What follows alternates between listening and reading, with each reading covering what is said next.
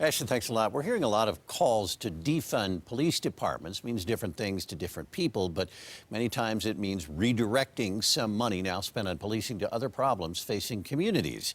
It led some of you to ask, how is policing different today than in the past? Well, that is a good question. Police on the streets are hardly the cops of years ago. They're a lot more than law enforcement, says MSU criminal justice professor Andrea Borrego. That's not merely what a cop's job is about anymore. Not anymore, no. The evolution has come with defunding and changes to other government programs. We also took those institutions out of Black communities, mental health, social work, substance abuse, things like that. And we've kind of made it the job of the police and criminal justice in general to solve those problems. Police are sweeping homeless communities. They're in schools.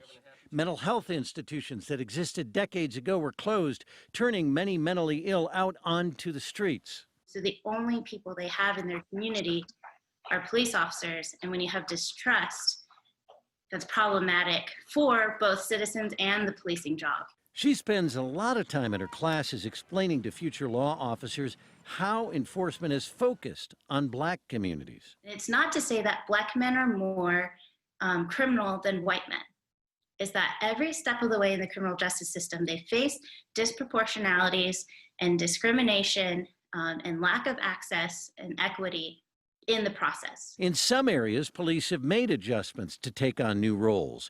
Denise Fincioni is a drug addiction recovery expert. Law enforcement has come to the table with us as treatment providers, as partners, simply trying to understand. She calls police a partner in getting people help. You would gauge this as one of the successes of police looking at things differently.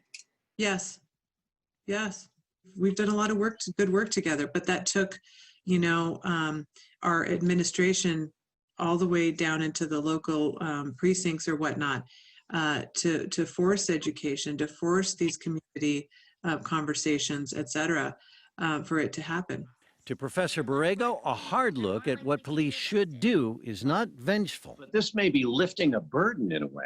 I agree. I don't think that we should see these calls for reform as an attack on police or the policing profession, but an opportunity to make it better. And that is your good question. And we're always happy to get your good questions. You can email us at goodquestion@cbsdenver.com, or you can find us on social media, the hashtag #4GoodQuestion.